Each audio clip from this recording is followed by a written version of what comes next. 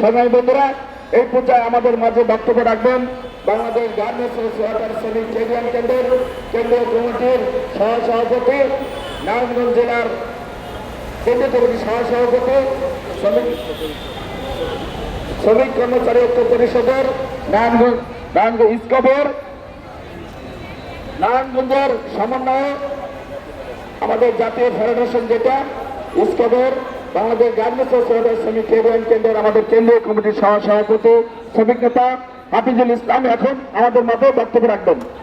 প্রথমে ষড়যন্ত্র করেছিলেন ওই অঞ্চলের মাস্তান বাহিনী, বিভিন্ন নামদারি শ্রমিক নেতা, কিছু সুবিধাবাদী লোক, সরকারি দপ্তরের কিছু লোকজন, তাদের মাধ্যমে আপনাদের পাওনা থেকে বঞ্চিত করে কিভাবে বের করে দেওয়া যায় সেই ষড়যন্ত্র মোকাবেলা করে আপনারা সঠিক আন্দোলনের পথে আসছেন।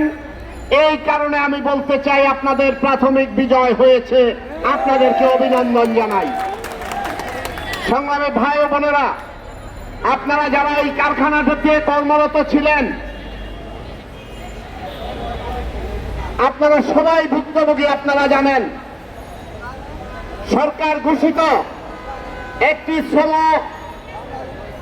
নীতিমালা অনুযায়ী একটি ন্যূনতম মজুরি এবং সকল কাঠামোর শ্রমিকদের একটি মজুরি নির্ধারণ করা ছিল।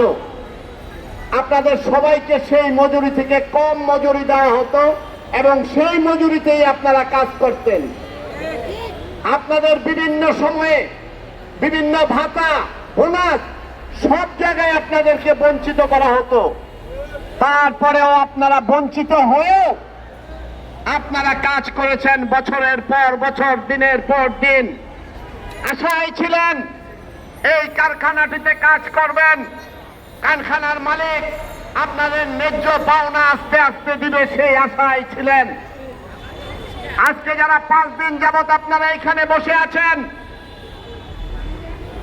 আমার সাথে এক বোন বলতেছিল, ভাই আজকে 5 দিন যাবত এখানে আছি, বাচ্চাটা বাড়িতে আছে, বাচ্চার বাবা একটু পর পর ফোন দেয়, তোমরা কোথায় আছো, কি করছো, সারা মাস কাজ করার পর কেন চিৎকার করতে হবে, কেন চায়ের টাকা আনতে হবে?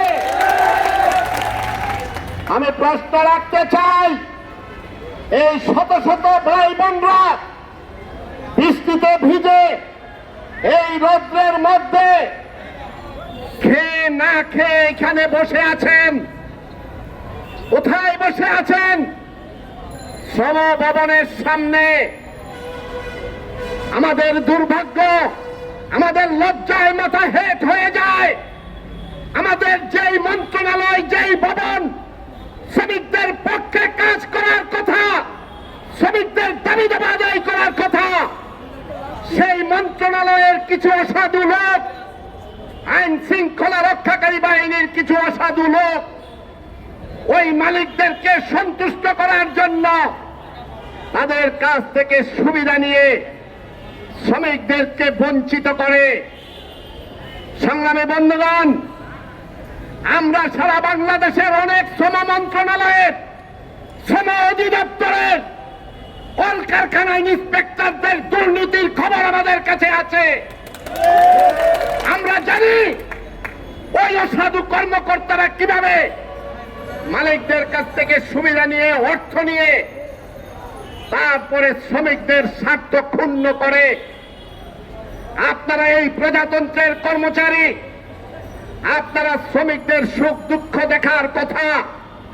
শ্রম মন্ত্রণালয় গঠিত হয়েছিল শ্রমিকদের সমস্যা সমাধানের কথা। আর আজকে আপনারা আইজি সাহেব, ডিআইজি সাহেবরা বলেন আমাদের ক্ষমতা নাই। আপনাদের যদি ক্ষমতা না থাকে, আপনারা এই রাষ্ট্রের কর্মচারী হিসেবে দায়িত্ব থেকে অব্যাহতি নিয়ে বের হয়ে যান। আপনাদের লজ্জা হয় না? আপনারা বলেন মালিক 42 তারিখে আসবে, 26 তারিখে আসবে। আপনারা কি হাইকোর্ট দেখান? আপনারা শ্রমিকদেরকে হাইকোর্ট দেখানোর চেষ্টা করবেন না। শ্রমিকদের ধৈর্যের বাঁধ যখন ভেঙে যাবে। আপনাদেরকে স্মরণ করিয়ে দিয়ে বলতে চাই, 2003 সালের 3রা নভেম্বর নারায়ণগঞ্জে কি ঘটেছিল, শ্রম মন্ত্রণালয়ের শ্রম ভবনের এই অসাধু কর্মকর্তারা না জানতে পারেন, যারা প্রকৃত অর্থে শ্রমিকদের স্বার্থ দেখেন, শ্রম মন্ত্রণালয়ের দায়িত্ব পালন করেন, আপনারা মনে করে দেখেন ওই 2003 সালে বিসিক শিল্পনগরীতে শ্রমিকরা ন্যায্য দাবিতে যখন আন্দোলন করেছিল,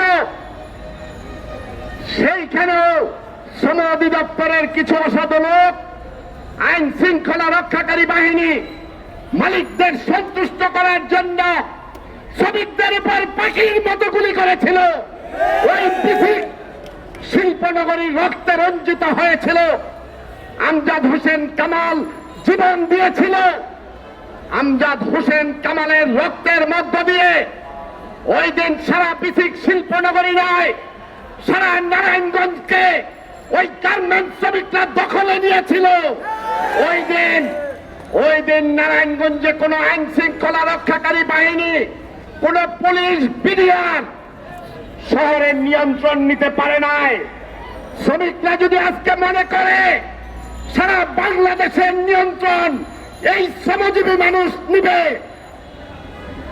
কোন ব্যাপারই না।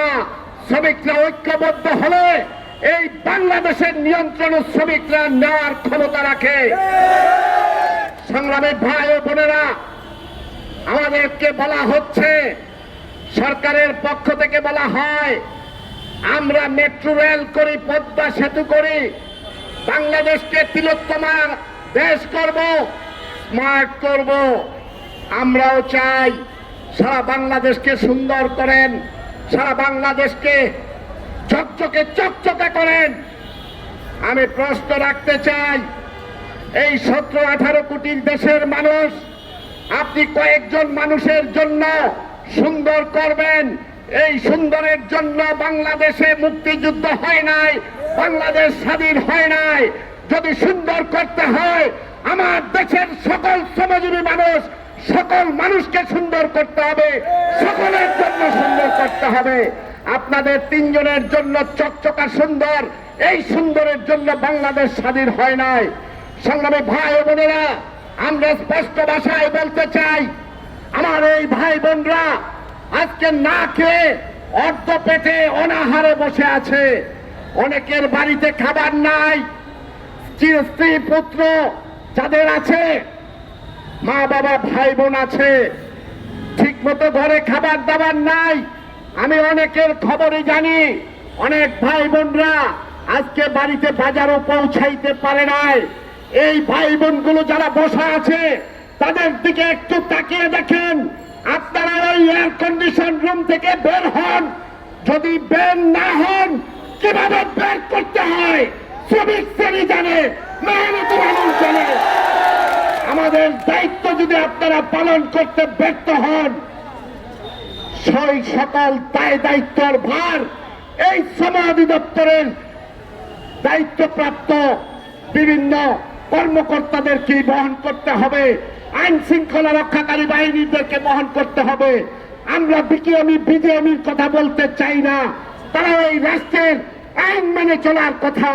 যদি বেআইনিভাবে চলে, শ্রমিকরাও কিভাবে আইন শৃঙ্খলা রক্ষাকারী বাহিনীর সাথে আইনানুগভাবে মোকাবেলা করতে হয়, সেই ব্যবস্থাও আমাদের জানা আছে। অবিলম্বে এই ডেনিস নিটওয়ারের ন্যায্য দাবি এবং পাওনা যদি পরিশোধ না করেন, সারা বাংলাদেশে শ্রমিকদের আন্দোলন ছড়িয়ে পড়বে। আমি বলতে চাই, আমরা অবিলম্বে সারা দেশে আপনাদের এই আন্দোলনের সাথে সংহতি জানিয়ে সভা সমাবেশ করব এবং আপনাদের লড়াইয়ের সাথে থাকব। আপনাদের সবাইকে ধন্যবাদ জানিয়ে আমি আমার বক্তব্য শেষ করছি। দুনিয়ার মজদুর এক হও। ধন্যবাদ।